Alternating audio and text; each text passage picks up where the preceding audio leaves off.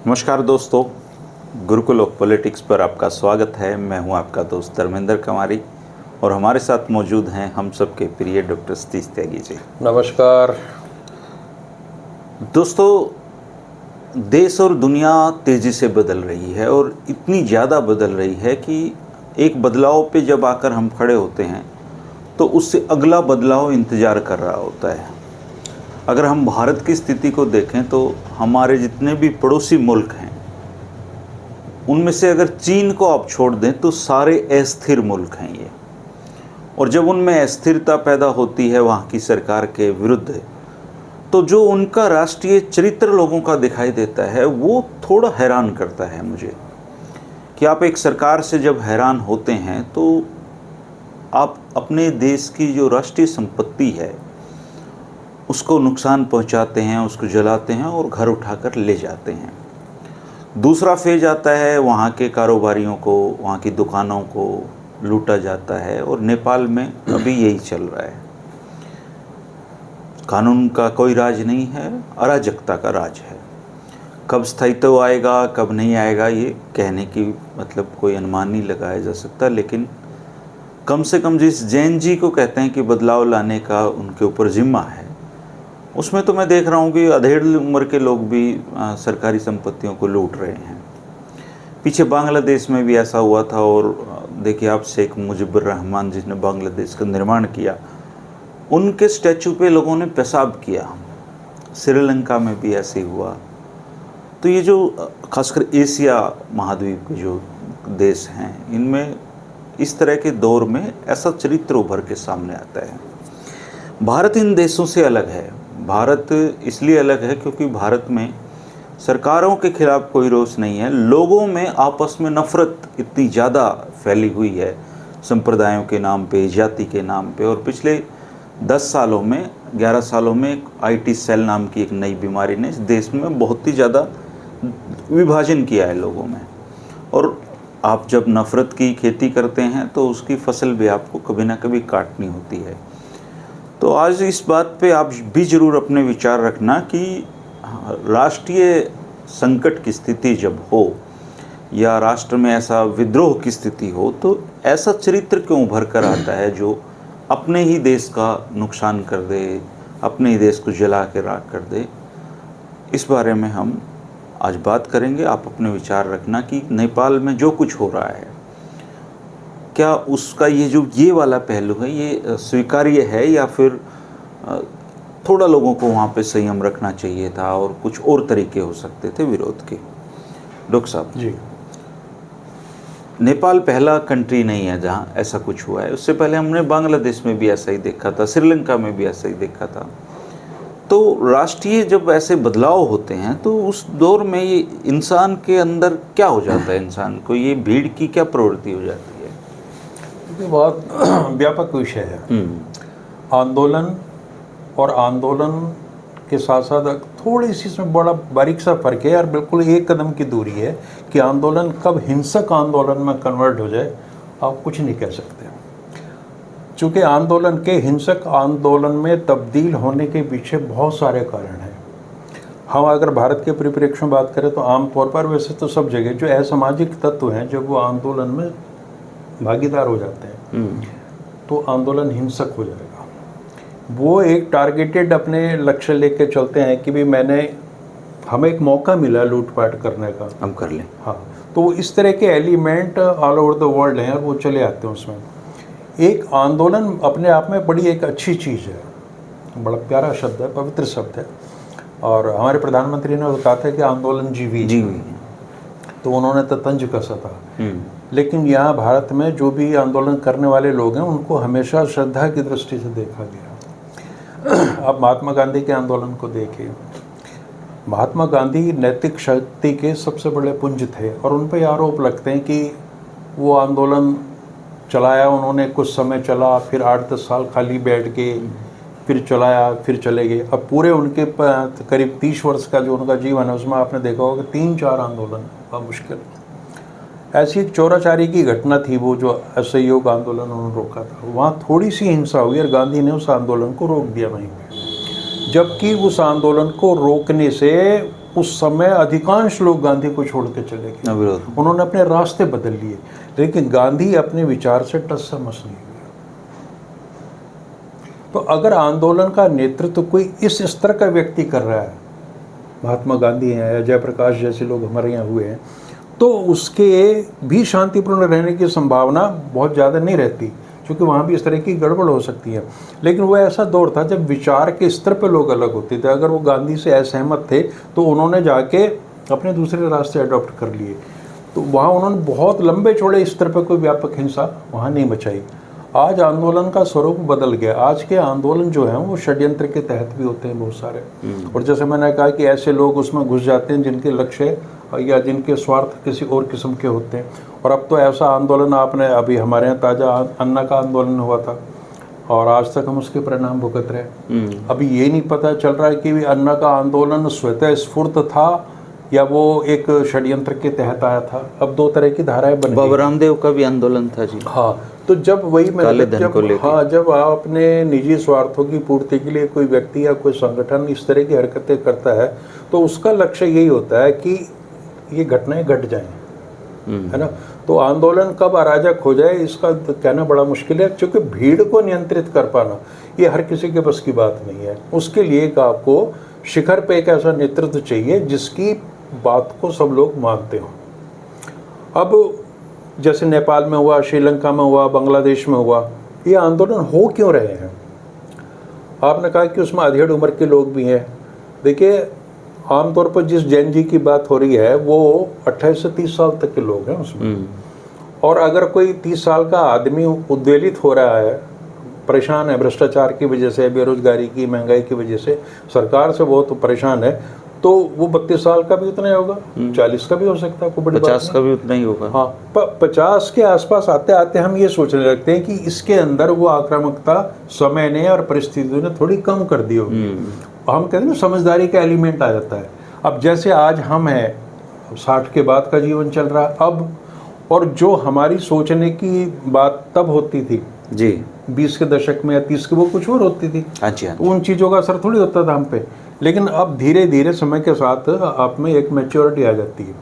ये जो आंदोलन है, आप तीनों आंदोलन को देख लीजिए कि ये युवा वर्ग द्वारा ही प्रेरित है, चाहे वो नेपाल में हो, चाहे जिनसे तो वो सोशल मीडिया बंद किया, वो एक बहाना बना, एक ट्रिगर बन गया जी। लेकिन उसकी चीज़ें बहुत हैं उसके पीछे, क्योंकि जब आपको एक, लोग कहते हैं ना कि वो आदमी ज़्यादा बदमाशी करता है या जिसके पास खोने को कुछ नहीं होता, तो जब आपकी नई पीढ़ी को ये पता चलता है कि हमारे पास कुछ है ही नहीं अपने सपने पूरे करने के लिए, एक तो वो निराशा, दूसरे जब वो देखते हैं कि हमारे इर्द गिर्द ऐसे लोग संपन्न हैं या वो सत्ता का नियंत्रण कर रहे हैं जो पूरी तरह से भ्रष्ट हैं या जिन्होंने अनैतिक तरीकों से पैसा कमाया है, तो उनको एक दूसरे किस्म की हताशा और निराशा पैदा होती है। इस आक्रोश जो धीरे धीरे चलता रहता है, ये कभी ना कभी तो फूटेगा, और जब ये फूटता है तो उसकी फिर कोई सीमा नहीं होती। आपने नेपाल में देख ही लिया कि संसद जला दी, प्राइम मिनिस्टर भाग गया, और चाहे पीट दिया, सारे मंत्रियों को पीटा, मंत्रियों को पीटा जा रहा है, एक की तो पत्नी को जला दिया। अब आप ये देखना, इस सारी घटना की रिएक्शन, आपने कहा कि भी मुझे चिंता है इस बात की कि युवा लोग अपनी राष्ट्रीय संपत्ति को क्यों नुकसान पहुंचा रहे हैं या इस कदर अपने व्यापार को, अपने संस्थानों को क्यों जला रहे हैं। लेकिन पैरेलल आपको ऐसे लोग भी मिलेंगे वो जो राजनीतिक वर्ग के खिलाफ ये कहेंगे कि ये लोग इसी लायक हैं। हाँ, मैंने एक सवाल पूछा था फेसबुक पे ना, तो लोगों ने कहा लोगों की संपत्ति थी वो ले गए घर पे, और ये जनता का आक्रोश था, जनता ने अपना न्याय कर दिया। तो ऐसा आमतौर पे जब भी आंदोलन होगा तो ये चीज़ें तो होंगी। अब अगर आप कहें भाई बड़े, इसीलिए तो गांधी कहते थे शांतिपूर्ण आंदोलन, उनकी मजाक उड़ाते थे लोग।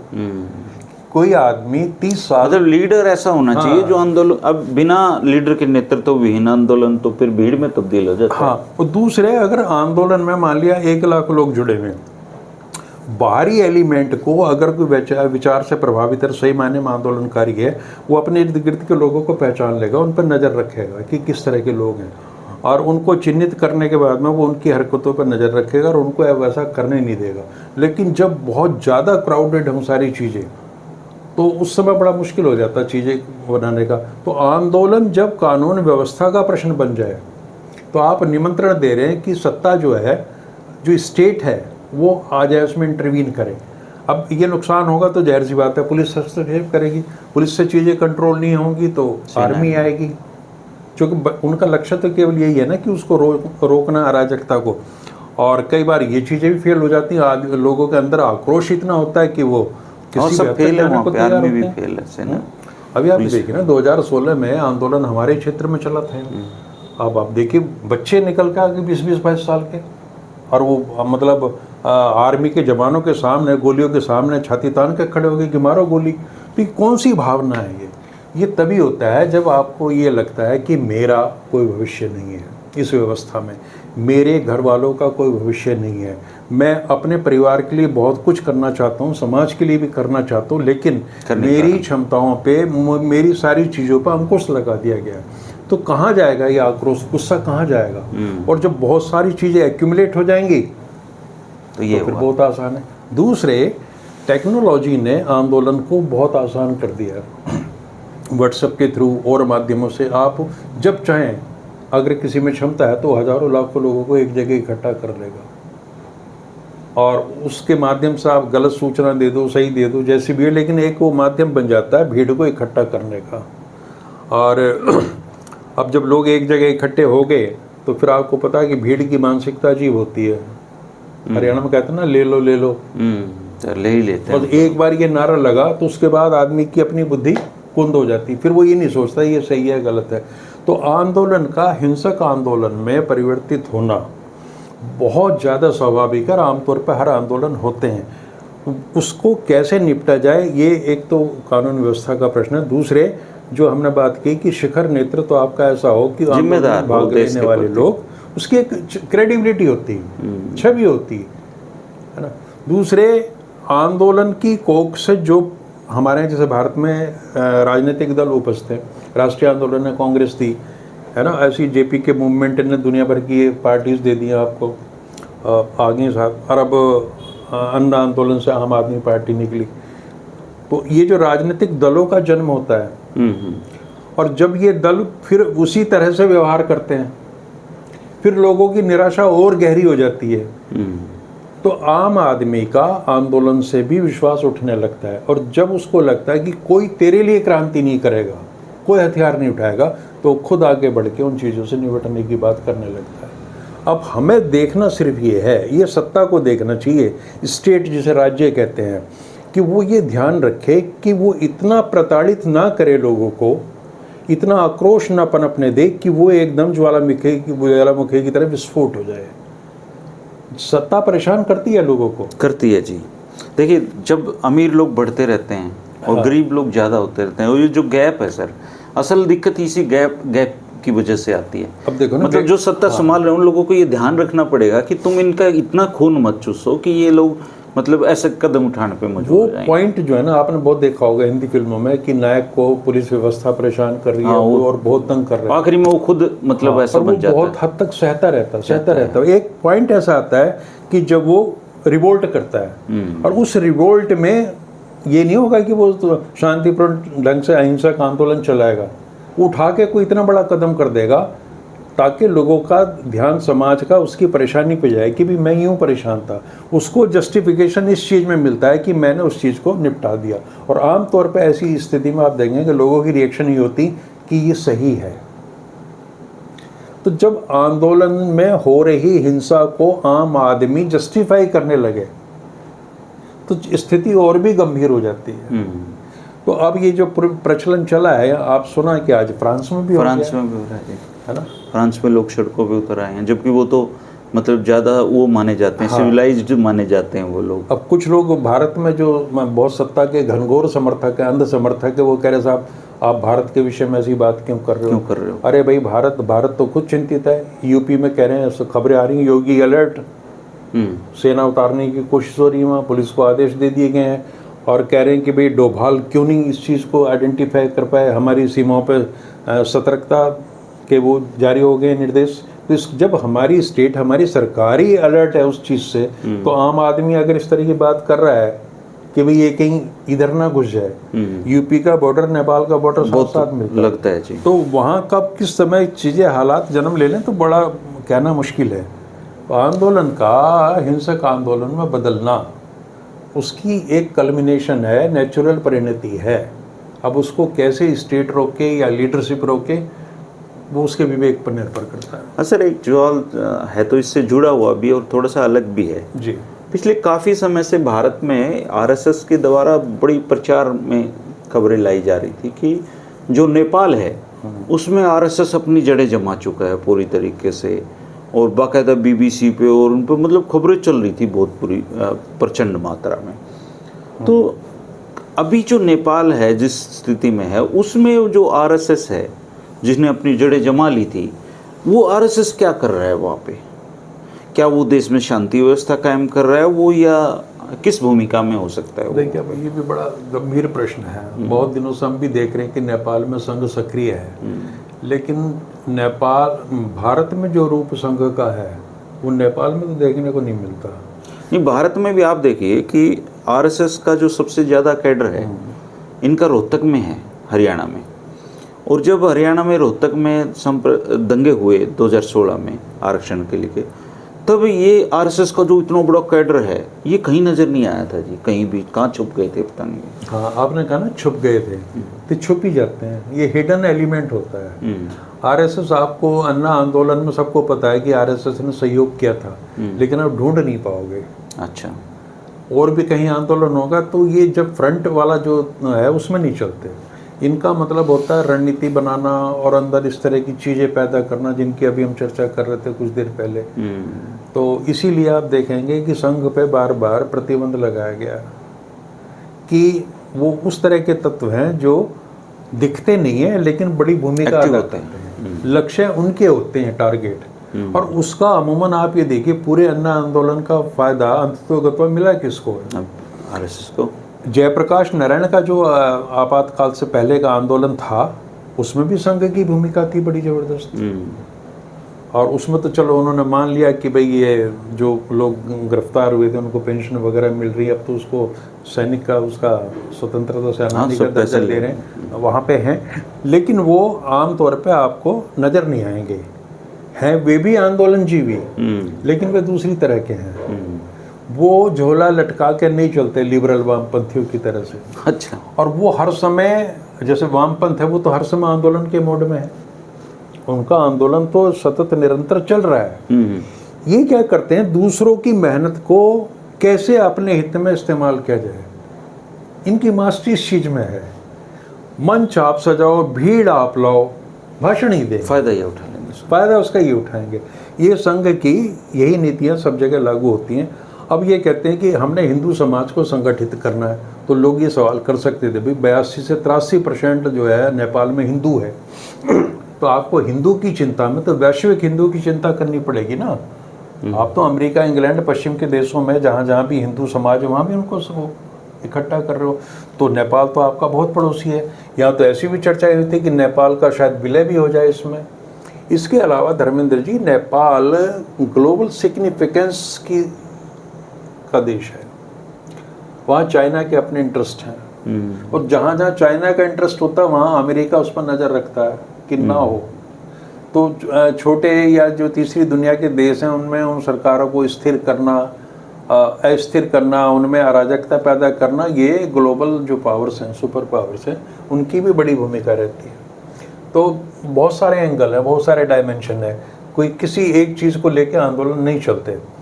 और अंततोगत्वा जब हमें बहुत बाद में पता चलता है कि इससे बेनिफिट किसका हुआ है।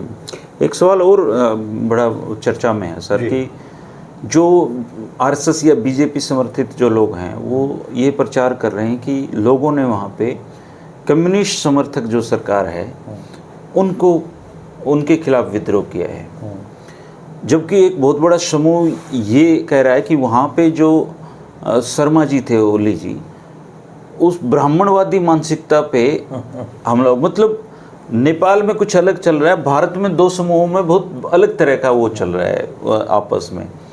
और जिस सवाल पे मैंने जो अपनी शुरुआत में कहा था कि भारत में आपसी दुश्मनी इतनी ज़्यादा हो गई है संप्रदायों के बीच में, विचारधाराओं के बीच में, वो कटुताएं कई बार डराने लगती हैं सर। यहाँ पे ना ऐसा लगता है कि कभी ये लोग, अब जैसे हम जनरली इन मुद्दों पे बात करते हैं तो हमें भी मतलब ऐसे लोग मिल जाते हैं जो हमसे भी नफरत करते हैं, वो सार्वजनिक जीवन में भी मतलब कई बार मिलते हैं ऐसे लोग।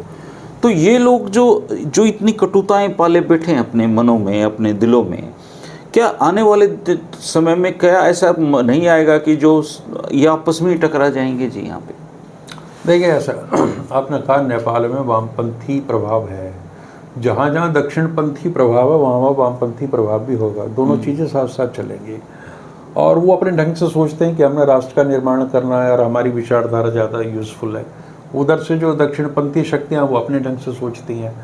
और नेपाल के साथ ये है कि वो छोटा देश है, वो 3 करोड़ की आबादी का वो छोटा पर्यटन उनका मुख्य आधार है जी। तो वहाँ के ऐसे ही आपने देखा होगा, बांग्लादेश भी कोई बहुत बड़ा प्रांत नहीं है भौगोलिक रूप से, और ना ही श्रीलंका। भारत के संदर्भ में हम बात करें तो कितने लंबे समय से मणिपुर जल रहा है, आंदोलन चल रहा है, लेकिन उसका असर आपको उत्तर भारत में कहीं नहीं मिलेगा।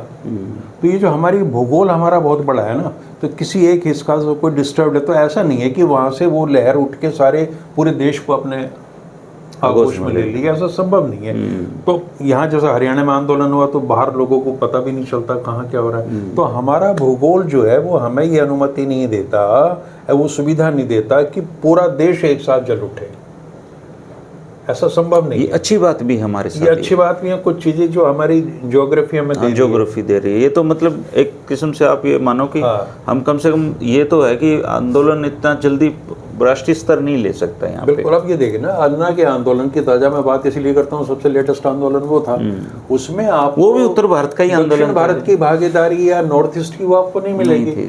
और वो एक भागीदारी छोड़ो, वो उदासीन थे। किसान आंदोलन में भी उत्तर भारत में जितना मणिपुर के प्रति, उस आंदोलन के प्रति हम लोग इधर वाले उदासीन से हैं, कोई फर्क नहीं पड़ता। ठीक है, चल रहा है, खबरें पढ़ लेते हैं और उसके अभ्यस्त हो गए। तो हमारे जो सरकारें हैं उनको ये, उनके लिए सुविधाजनक स्थिति है। लेकिन अगर इसकी संभावना को आप नकार नहीं सकते कि अगर आप उन चीज़ों को लगातार बढ़ाते चले जाएंगे, और जो बढ़ा रहा होता है उसको पता नहीं चलता कि चीज़ें बढ़ रही हैं। सरकारें जान ही नहीं पाती कि उनके प्रति आक्रोश है, या जानती हैं तो उनको ये लगता है कि हम हिंसा से और लाठी की ताकत पर उसको दबा देंगे, है ना। इसीलिए गांधी ने उस समावधि के ब्रिटिश साम्राज्य की कितनी बड़ी ताकत थी। आज लोग कह देते हैं गांधी ने ये क्यों नहीं किया, गांधी ने भगत सिंह का रास्ता क्यों नहीं, भगत सिंह के रास्ते की आलोचना नहीं करी उन्होंने कुछ नहीं कहा। लेकिन उनको ये लगा कि जिस देश में इतनी बड़ी ताकत, ब्रिटिश एम्पायर जिसका सूरज कभी नहीं अस्त होता, उससे आप कैसे लड़ेंगे हमारे गरीब लोग, कमज़ोर लोग। तो उन्होंने वो शांतिपूर्ण ढंग से अहिंसक आंदोलन की कल्पना की और उसका लाभ भी मिला, फायदा भी। पर ये लोग तो जो अभी शासन में हैं, ये तो गांधी से नफरत करते हैं जी। इनका तो रोल मॉडल जो है वो तो गोडसे हैं। दरअसल इनको ना जीवन की व्यवहारिकताओं से इनका सामना कभी हुआ नहीं। ये वैसे ही हैं जो चारपाई पे पड़े पड़े कुछ लोग ये कह देते हैं इसे भी मार दूंगा, उसे भी मार दूंगा, सब खत्म कर दूंगा। ये बिना मतलब का राणा प्रताप बनने का सवाल है और कुछ नहीं है। धरातल पे जब आप जाओगे, जिन तत्वों की आप बात कर रहे हो, आपको समाज में यहाँ देख लो कहीं, अगर किसी बुरे वक्त पर नजर भी आते हो, उनकी बहादुरी कुछ है ही नहीं। मैंने तो बाढ़ है, बाढ़ में इनका संगठन कहीं नजर नहीं आता। वो ये बदमाशी करते हैं कि अपने पैसे के बल पे, अपने संसाधनों के बल पे छोटी जातियों को, तथाकथित छोटी जातियों के लोगों को पैसे दे के या किसी और तरीके से भावनात्मक रूप से उन्हें कमजोर करके उन चीज़ों का दोहन करते हैं बैठ के, और उनको कोई लाभ नहीं मिल रहा। उनको क्षणिक लाभ मिल रहा है कि 10-15 दिन के लिए उनको एक कंफर्टेबल सी चीज़ें मिल जाएंगी, थोड़ी सुविधा दे दी, लेकिन उसका सारा फायदा तो वही लोग लगाते हैं।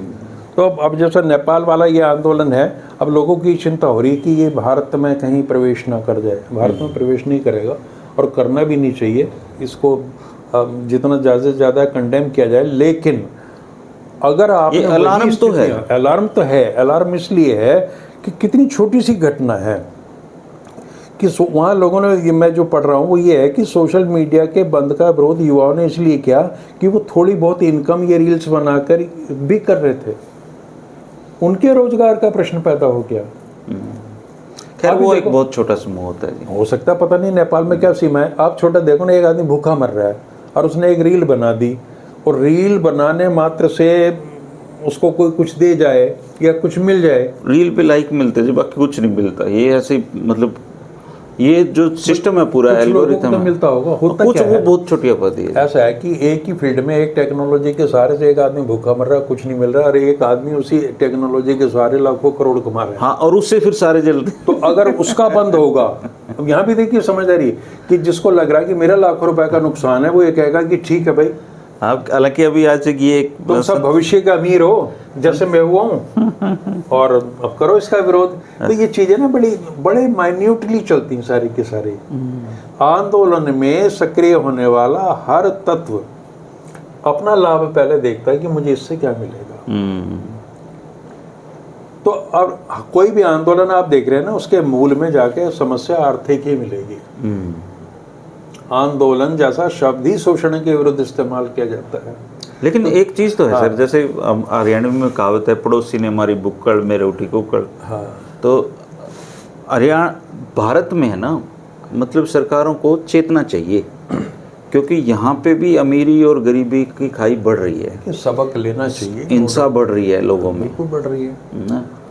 तो ये किसी भी देश के बुढ़ापे की सबसे बड़ी जिम्मेवारी ये है कि वो अपने देश की जवानी को सही रास्ता दे जाए, सही रास्ते पर ले चले, है ना। और जब नौजवान देखते हैं कि 75 के हो गए, 80 के हो गए और इनकी चाहतें खत्म नहीं हो रही है, और अरबों खरबों रुपया कमा चुके हैं और ऐश कर रहे हैं, तो इस व्यवस्था के प्रति कभी ना कभी तो आक्रोश, मतलब ऐसे लोगों की संख्या बढ़ रही है देश में जी, जो ये बात नोट कर रहे हैं कि नेताजी का बेटा तो लंदन में सेटल है, हाँ, और हमारे वाले बच्चों को ये धार्मिक जुलूस में भेजना चाहते हैं। देखो, एक आंदोलन वो है जो हर नागरिक के दिमाग में हर समय चलता है। जब उसको पता चलता है कि नेता का बेटा अपनी जो आमदनी है उसको 1600 गुना कर चुका है, तो उसके अंदर उसी समय एक भावना आती है, वो आंदोलन ही है। हाँ, वो बीज है वो एक्चुअली, वो उसके अंदर चल रहा है सारा का सारा। तो हर व्यक्ति आंदोलन की स्थिति में है, चूँकि व्यवस्थाएं इस तरीके की हैं जो लगातार उसका शोषण कर रही हैं और उसको अपॉर्चुनिटी नहीं दे रही। अब जो लोग, यार बताओ, 42-45 साल की उम्र रखी है सरकारी नौकरी की, बचेगा क्या? बच्चे क्या 42 में मिल तोड़ी जाती है जी, वो तो कोई गारंटी नहीं। और अगर कोई आदमी 42वें साल में सरकारी सेवा में जा रहा है और 16 साल बाद वो पूरे भारत में जी, है ना, जो सरकारी नौकरियों का प्रतिशत है वो 0.5 से 1% आप दे सकते हो। हाँ बिल्कुल, हाँ ये सच बात तो ये है सर कि आज नेट बंद कर दो, हाँ, आप ये जो नेट है मोबाइल बंद कर दो, भारत के करोड़ों युवाओं को, करोड़ों लोगों को तो ये समझ में नहीं आएगा दिन कैसे काटे हम, पूरा दिन नहीं कट सकता जी। सही बात है। और इसमें जो है ना कि जिन बच्चों को हम कह रहे हैं कि ये समझते क्यों नहीं है राष्ट्रीय संपत्ति, ये सारी चीज़ें, ये पाठ पढ़ाया कहाँ गया? ये कोई सिलेबस का हिस्सा तो रहे। हमारा बच्चा जो पढ़ रहा है स्कूल में, उसको कभी आपने ये लगाव दिया है कि ये स्कूल मेरा है? ये अपनत्व की भावना जब संस्थाओं के प्रति आएगी तो उस पर पत्थर ये मारने से स्कूल पहले मेरा है सोचेगा। और इसमें पढ़ाई करने के बाद मैं इसको वापस क्या दे सकता हूँ, हाँ, ये भावना ही नहीं है कहीं भी। ये पार्ट ऑफ ट्रेनिंग नहीं है, पार्ट ऑफ एजुकेशन नहीं। यहाँ दिक्कत ये है कि जो आदमी अपना और अपना बेटे का या बच्चों का फ्यूचर बना चुका है, वो दूसरों को संयम का ज्ञान देता है जी, दूसरों को सद्व्यवहार की, दूसरों को कहता है कि तुम रूल के हमारे समाज में असमानता के, शोषण के, आक्रोश उत्पन्न होने की सारी वजह है, सब हमारा सिस्टम दे रहा है। लेकिन फिर भी अगर हमारे देश के लोग शांति प्रिय बने हुए हैं और इस तरह की हिंसा में नहीं, तो सरकारों को जागना चाहिए। तो ये उनके लिए उनकी समझदारी की बात है, लेकिन सरकार उनका इम्तहान ना ले। सब्र का पैमाना कब छलक जाए कुछ नहीं कह सकते। तो इस चीज़ पे सरकारों को बहुत गंभीर होना पड़ेगा। बिल्कुल, हालांकि बहुत व्यापक विषय है दोस्तों ये बात करने का, लेकिन फिर भी राष्ट्रीय चरित्र जो हमारा है वो शांति का ही होना चाहिए हर स्थिति में। आंदोलन एक बहुत अच्छा शब्द है, आंदोलन से ही दुनिया में बदलाव आते हैं, लेकिन आंदोलन हिंसक नहीं होना चाहिए। इस मामले में नाथूराम गोडसे की बजाय मैं महात्मा गांधी को ही प्रेफर करूँगा। दुर्भाग्य से इस देश में पिछले 10-11 सालों में नाथूराम गोडसे को मानने वाले लोगों की संख्या ज़्यादा बढ़ी है, लेकिन वो इतनी भी नहीं बढ़ी है कि लोग गांधी को भूल गए हों। देश को जो भी लोग चलाते हैं उनकी जिम्मेदारी बनती है कि उतने ही समान अवसर एक गरीब के बच्चे को भी मिलने चाहिए जितने एक नेता के बच्चे को, एक ऑफिसर के बच्चे को मिलते हैं। और ये सिर्फ कहानियाँ होती हैं कि चाय वाले का बेटा आईएएस बना। जितने आईएएस चुने जाते हैं उनमें से बहुत थोड़ा प्रतिशत होता है इन कहानियों का। असल में तो समृद्ध लोग ही तैयारी करके बड़े बड़े पदों पे पहुंचते हैं। देश हमारा है दोस्तों, और हम कभी नहीं चाहेंगे कि भारत जैसे खुशहाल देश में ऐसी अप्रिय चीज़ें हों, लेकिन ये सरकारों की भी जिम्मेदारी बनती है कि वो नफ़रत की खेती करना बंद करे, नफ़रत फैलाने वालों पे कार्रवाइयाँ करे, अंकुश लगाए और अमन चैन बढ़ाए और लोगों का जो जीवन स्तर है उसको ऊंचा उठाएं। क्योंकि अभी फ़िलहाल भारत के सामने चुनौती ये है कि हमारे जो पड़ोसी मुल्क हैं उनमें सिर्फ चीन को छोड़ दें हम, तो बाकी अस्थिर मुल्क हैं, और अस्थिर पड़ोसियों से घिरा हुआ इंसान भी कभी खुश नहीं रह सकता। तो ये असर हम पे आएंगे, ये परिवर्तन, इनका बदलाव दिखेगा, लेकिन हम सबको इन सरकारों को चेताना है, इनके ऊपर दबाव बनाए कर रखना है ताकि ये सुधार कर सकें। आप अपने विचार इस पर ज़रूर रखिएगा। और इन विषयों पे मैं और त्यागी जी इसलिए बात करते हैं दोस्तों कि अजूल फजूल चीज़ें हम सारा दिन करते रहते हैं, लेकिन दिन में आधा एक घंटा हम ऐसा भी हमारा होना चाहिए जब हम व्यापक मुद्दों पे चिंतन मनन करें। बहुत ज़रूरी चीज़ें हैं ये, इनको हम ऐसे नहीं छोड़ सकते हैं। तो कल धर्मेंद्र जी मैंने एक चीज़ पढ़ी जी, ये हमारे दर्शकों के चिंतन का विषय है कि बीटेक, हमारे जो आंकड़ा आया है कि अगर हमने 100 बीटेक हमारे हैं उनमें 83 के पास रोजगार नहीं है, क्वालिटी वाली अब आता एजुकेशन सवाल नहीं कि है। इनकी एम्प्लॉयबिलिटी क्यों नहीं है। लोग कहेंगे कि भाई ये तो ऐसे ही है, ऐसी निकला, ये जिम्मेवारी किसकी है। और ये जो फौज तैयार किया आपने, एक जमाना था आपने बीएड इतने तैयार कर दी कि क्या करें सी सरकार, अब सरकार को पता है कि आप रोजगार दे नहीं पा रहे, बिल्कुल, तो आप इनको कोर्स करवाते रहो। अब कोर्स के नाम पे ऐसे इंस्टीट्यूट बन गए हैं जी जहाँ बीटेक का मतलब वो पूरी सुविधाएं नहीं है, पता ही नहीं दुनिया में क्या चल रहा है, वो बीटेक कर गया जी। सरकारों के काम यही होते हैं कि आप सही दिशा में युवाओं के भविष्य को लेकर नीतियां बनाएं। आपके दावे क्या हैं? हमने नेशनल हाईवेज बना दिए, नो डाउट उनकी जरूरत है। भाई आप जो विकास कर रहे हो वो अपने घर से तो कर नहीं रहे। इस देश की जनता अपने पुरुषार्थ से हजारों करोड़ रुपए आपको देती है खर्च करने के लिए। 70,000 करोड़ का तो टोल देते हैं जी ये लोग कि भाई इसे हमारे कल्याण के लिए खर्च करो, तो वो तो आपने करना ही है। सवाल ये है कि वो पूरा का पूरा पैसा उनके हित में लग जाए। और सबसे बड़ी जो समस्या है इस देश की बेरोजगारी ही है, और कुछ नहीं है। मतलब एक गरीब माँ बाप जैसे तैसे करके एजुकेशन लोन लेके किसी तरीके से अपने बच्चे को इंजीनियर बना दिया, और वो बूढ़ा आदमी बेचारा सपने देख रहा है कि मेरा बेटा इंजीनियर बन गया। बीटेक वालों को 20-20 हज़ार की नौकरी नहीं मिल पा रही थी, 10-10 हज़ार में लोग धक्के खाते फिर रहे हैं। इस समस्या पे कभी विचार होता है? अब सवाल, अगर आप इस सवाल से पूछेंगे क्यों नहीं हो रहा, तो जवाब ये आता है कि पहले कौन सा हो गया था। तो ये जो दो दलों की हमने संपत्ति कर दी ना कि ये देश भाजपा और कांग्रेस का ही है, तो इनके लिए बड़ी सुविधा पैदा कर दी हमने कि एक दूसरे को गाली देते रहो, बात खत्म हो जाए। आप अपने विचार जरूर रखना दोस्तों। शुक्रिया, नमस्कार।